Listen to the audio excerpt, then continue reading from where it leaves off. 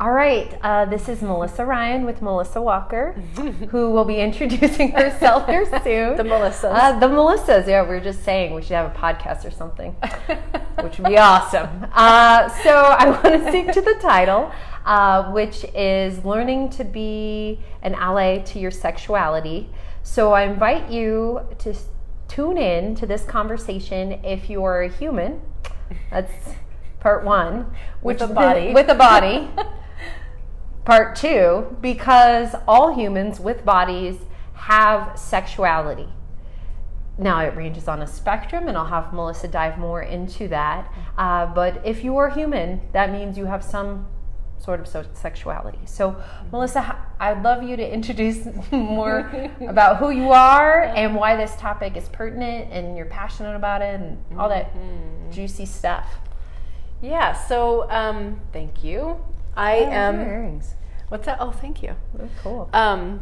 I am a somatically trained sex and relationship therapist, and I have a private practice in Westminster, Colorado. I've been in private practice for about 10 years now, I think, and 10 years in May actually, and cool. yeah.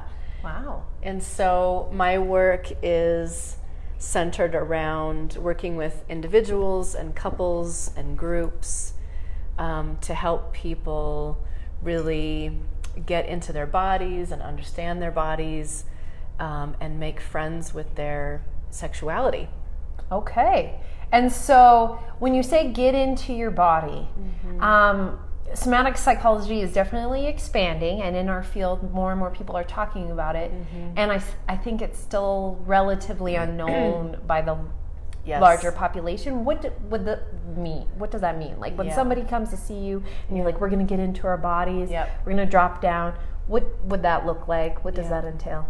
Yeah, because as somatic psychotherapy is really on this wave and becoming so much more popular, it seems like a lot of people who are entering into this aspect of things that they equate somatic with body. Soma means body. It's actually much more complex than that. That somatic means the developmental and movement sequencing processes of the body, the way we inhabit our body, the way that we move, the way that we have relationship with sensation in our body. So it's a really complex internal map that as a culture we really we value what happens up here a lot more than all of the wealth of information that happens in our body. So when clients come to work with me, we really look at not just, well, what are you feeling in your body, but what is the sensation map of that in your body? What is the next movement impulse that wants to happen? What is the sequence that's trying to happen? Because a lot of times, growing up in our culture, and many, if not all cultures, I would say, sexuality is one of the most highly socialized aspects of who we are and how we live into our bodies, especially in intimacy and relationship, and so it's just heavily impacted by culture, and so a lot of those natural impulses towards experiencing pleasure in the body is truncated by someone like slapping our hand or saying that's inappropriate, when really as young ones we're just exploring what pleasure is like in our body towards food and towards play and towards movement, the natural environment. So many things that eventually grows and builds towards forming adult intimate relationships. So it's not just about like making contact with sensations. What I'm hearing you say is there's whole mapping that takes place, and it's about unpacking multiple layers, like people's personal experiences, their experiences within their families, their experiences with other relationships, their experiences with the culture, that there's multiple layers around this topic Yes. for an individual. Yes. Yeah. Yeah. These bodies do not exist in a vacuum. We would look like robots or automatons if that were true.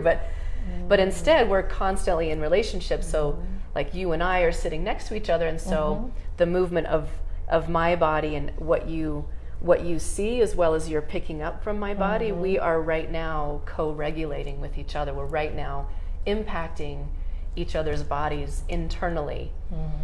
So there's the exteroceptive senses, which is, my body position and how the sensation of my clothes and the temperature of the room and that sort of thing. But then there's also the interoceptive senses of the body that pick up, what is it like for me to sit next to Melissa right now? What's happening with my heart rate and my breath? And all of those are impacted by our early relationships with caregivers and siblings and extended family and teachers and religious figures. And everyone has an impact on us, and we have a reciprocal impact on them. And that forms how we both experience ourselves in relationship, as well as how we hold our bodies and carry our bodies, what movement we allow, what movement we inhibit, all of that, because we are embedded creatures, embedded within layers of social structures. So with all of that, how I'd love to just dive in a little bit with how you would get somebody tapping into all those pieces you're talking about, like understanding.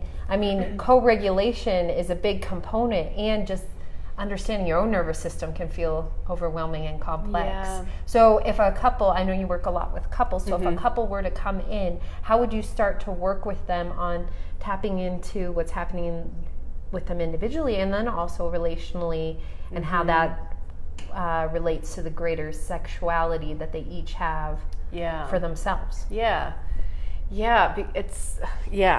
It's a lot going on. It's a lot. There's a lot going on there, and it's such an important exploration to dive into, because pushing our edges is kind of a dangerous thing, especially in sexuality, that we've really been taught to mistrust our bodies and to mistrust what we're attracted to, our arousal responses, that sort of thing. So my job is really to help people become, like you were saying initially, becoming an ally to their sexuality, to say, what resources do they need to be able to say, I'm going to be curious about this impulse that I have. And by impulse, I don't mean being impulsive. I mean movement impulse. I am thirsty, and therefore I have the impulse to reach for my water over here. So it's really important that I begin work with my clients finding a resource within their body related to their sexuality before we start to push edges, before I start to help them challenge the edges that they've come in to explore. People come in to explore with me because they're having issues, they're having problems, they're having difficulties in their with their own bodies, as well as the bodies of their partner or partners. So it's important that I help them find a resource within their body first. And before we do that, we really have to learn about what is the language of the body. I like to refer to it as the mother tongue language of the body, because when we were little ones, before we learned how to speak and understand words and that sort of thing, we communicated through our bodies. And so I'm helping people relearn and listen to the language of their body. So sensation, emotion, rhythm, movement, that sort of thing. And then from there we say, okay, so when you feel good in your creative self, in your sexuality, whatever you love to do, maybe that's, we were talking about dancing earlier, maybe that's dancing, maybe that's woodworking, who knows what it is, but what is the experience, the pleasure map within your body when you're engaging in that kind of activity, and then that becomes a baseline. It becomes a resource to return to when we start to visit those more challenging and also shadowy areas. Mm-hmm. So when you're talking about becoming an ally to your sexuality, this sounds like some of the first steps. Mm-hmm. How would you define being an ally to your sexuality? Yeah.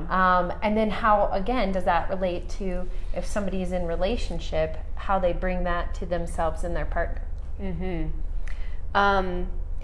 In the sex therapy world, we talk a lot about sex positivity, mm-hmm. which is a really lovely paradigm shift from the sex negativity that many of us have grown up with and we're in a lot of social change around right now.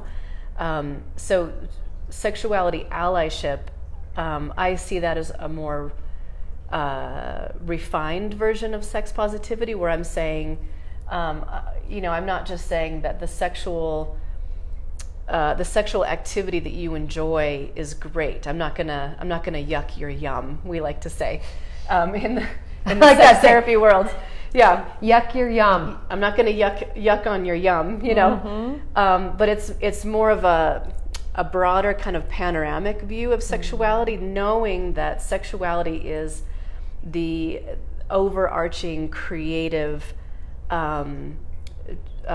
process and evolution that's within all of us. Mm-hmm. And that is what I'm supporting, is that, I work with a lot of people in the kink community, for example. And so, if someone is really interested in the art of rope tying, I'll say, wow, that's so interesting. What is that about in terms of the larger arc of what your growing edge is with your sexuality right now? And mm-hmm. I get really curious with them, and by teaching them those skills of embodiment and really learning about what is the language of the body saying when they are doing the rope tying, or if they're receiving, what's really happening that's pushing their growing edges within their sexuality, and when we're in allyship with that, with the larger arc of our evolution, there's so much more breadth and depth that we can be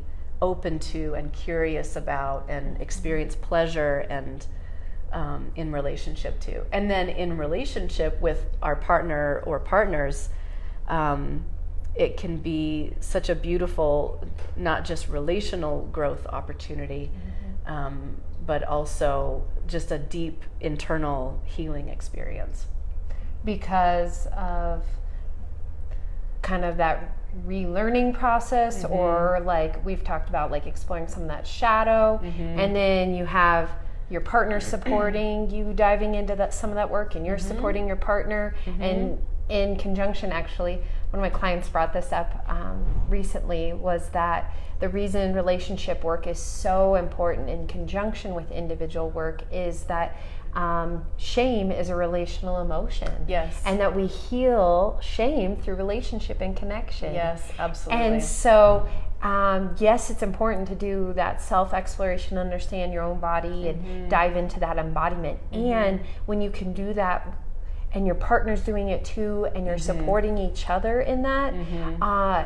It amplifies the healing opportunities. Absolutely. Is what I've witnessed. Yeah, and mm-hmm. and when that heavier relational and cultural shame is present, mm-hmm. What I find is that's often where we become stagnant within our sexuality. Mm-hmm. We start to develop an experience like what Douglas Braun Harvey talks about, out of control sexual behavior, when there's the shame is pressing down on us, mm-hmm. In such a rigid, narrow way that we get stuck, trying to do the same action over and over again, mm-hmm. to get a satisfying, pleasurable response, and it's just not happening because mm-hmm. there isn't that breath and curiosity and openness around it. It's really a confined flow. Yeah. Like actually one of my Bound flow, like we were talking about, and I was thinking about my office mate in Golden is a chiropractor, and he talks about the spinal cord. When people are having issues with their spinal cord, it's like a kink in a hose of water, and that it's not flowing like it could. Yep. And then when you release it, it's got this like intense pressure, intense rush. And so if I'm hearing you right, we could compare that to sexuality. If it's very bound, at some point the pressure is building, and it can come out in ways that are not controlled, that are just like huge rush. Yeah, because in dance therapy we talk about the balance between bound flow and free flow energy in the body, which literally shows up in the muscles. When I have bound flow in my muscles, I have literally tight muscles and constriction. I don't have the openness in my breath.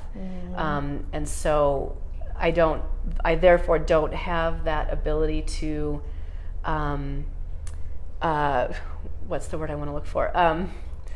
To adapt to situations, to have that flexibility between bound flow and free flow, because generally we walk around in a state of more of a balance between bound flow and free flow. Unless we have, high anxiety or, those sorts of things. And we generally walk around with more bound flow in our bodies. But around sexuality, when there's a lot of bound flow and there's a lot of just smaller areas of the body where sensation is able to be experienced, because bound flow blocks sensation. There's no blood that can get to that area. There's no oxygen that can get to that area. So literally, when we invite that curiosity and breath and allyship with the body, we're giving the body space to feel what's actually happening, to say, oh, this is what this feels like. This part is satisfying. Okay, what's next? What's the next level for me? The next level of growth and evolution and depth. And so it's really offering this opportunity. What I'm hearing you say is to be an ally to your sexuality is to recognize that that's a part of us that grows like other parts of our beingness, and to make space for that, and to realize that because of the culture we're in, we've maybe not had the same opportunities to grow that part of ourselves in a way that is intentional and open and curious, that a lot of sexuality remains in the shadow because of our culture's approach to sexuality in general. And so it can feel very new, and sure, at times people feel free, and at times they feel overwhelmed. And I just realized we've talked a little bit about shadow. Will you speak a little bit to what that means? Because for folks who don't know young, or those concepts, because shadow doesn't necessarily mean bad at all. That we all have shadow within us, and it's sort of the collective things that are unconscious within us, all the way from family lineage stories that are impacting us, but we don't actually know what the stories are. For example, like in the case of transgenerational trauma, shadow can also be the parts of us that were not positively reflected back to us as little ones, and so we suppress parts of ourselves, both the unruly, young, wild parts of ourselves that that can be more just socially difficult. Like little ones that bite their friends. We don't bite our friends as adults without consent. Hopefully. As long as you get consent. As long as you have consent, it's totally fine. But it also suppresses the parts of ourselves that are full of vitality. And so I talk about the shadow as the unconscious parts of self that are also our unrealized potential that's within us. And so the more we work with the shadow, and sexuality has a lot of shadow in it, because I don't know how many clients tell me, we never talked about sex in my family. but my parents would cover my eyes when a sex scene would come on the TV or whatever. There's a lot of silence around sexuality. There's a lot of secrecy. There's a lot of misunderstanding. There's a lot of mistrust. And so that puts so much of ourselves into the shadow. The body itself becomes very shadowy because we lose the ability to speak the language of our body and respond more to external directives than internal impulses. And so when we work with shadow, it's really important that I'm helping my clients titrate between the place within them that is resourced, and we find a movement and a breath and a maybe even an image that goes along with that resource to bring them back into that grounded place. And then we edge into the shadowy place a little bit, and we explore it a little bit, and then we come back and we resource. And we do that so that people start to really develop the ability to transition between stepping into what's difficult but not being thrown out of their window of tolerance, being too dysregulated to be able to actually integrate what they're learning. Cool. Yeah.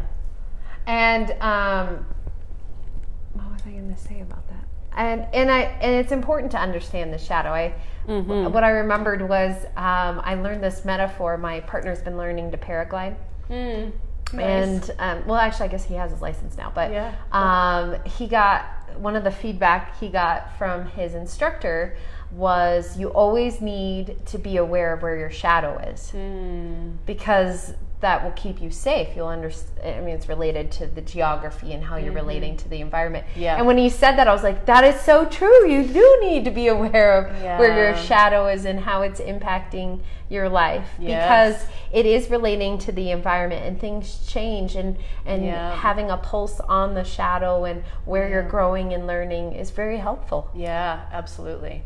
Yeah, because then when you step into those places and you're like, oh, I'm doing that body movement or I'm saying that thing, that means that I'm reacting from a shadowy place within myself, shadow beliefs about myself, limiting beliefs about myself, that sort of thing. When we can identify that in that moment, both somatically as well as verbally, we can slow down and say, oh, I am now at a crossroads. And I can keep going down this well-worn pathway that's I know is very unsatisfying and maybe even damaging to my relationship. Or I can choose to go this way and try something different, and step the landscape of their body into that more resourced movement and breath. Yeah, it reminds me of one thing you said to me once was about hero dirt. Oh yes, I'll never forget the that. Hero dirt, because I'm not a biker. I don't mountain bike, and so but that metaphor is so beautiful that there's that sweet spot, there's that place where you're challenged just enough that all of your faculties have to be online to keep you integrated, and yet there's enough effortlessness to it that it actually feels good. And play. And playfulness, that we can access that playfulness and that curiosity. So I feel like, a big part of my job is helping my clients find that place of hero dirt, That's awesome. So true. Yes, I mean, and that's where it's awesome. I had some hero dirt recently, and I was also thinking of that class when I shared that. That perfect combination where you can just lean into the corners and you can trust it, and it's just tacky enough to like grip up, but there's play and so good. That's the place. So when you get your whole body involved, it's possible. If amazing. I'm just working with my mind, it's going to take a lot longer. And you might not get there. And you might not ever get there. Yeah. So we covered a lot as we expected because you are a wealth of information. So if you're interested in learning more about what Melissa was chatting about, she actually has a training starting tomorrow for anyone that is a practitioner, a therapist. Mainly that's your crew. Is therapists. I've had massage therapists in my trainings. I've had other types of body workers, yoga instructors, because it's really about learning about whole person sexuality from a somatic perspective. So which is super cool. And you have a book coming in May. I do. So we're gonna, Melissa's laughing because we were chatting about it. And like all things, there's deadlines and momentum. You're ready to step into that full movement. I am. It's in the works. It's in the works. So we'll include Melissa's information, and tomorrow's training is at level 2, but she has other trainings if you're really interested into it to delve in, and lots of resources on her website. And you send out a newsletter, don't you? Because I'm pretty sure I get that. Yep. We will include more information, and as I shared at the beginning, hopefully this provides some context to human sexuality, another lens to look at it through. I invite you to pass this along if you know other folks that could benefit, which, as I said at the beginning, it's really any human that has a body.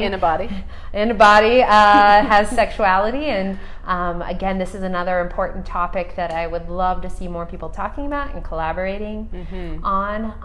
Absolutely. And it was just wonderful to have you. Thank you so much for having me. This was fun. This was good. All right. Thank you all.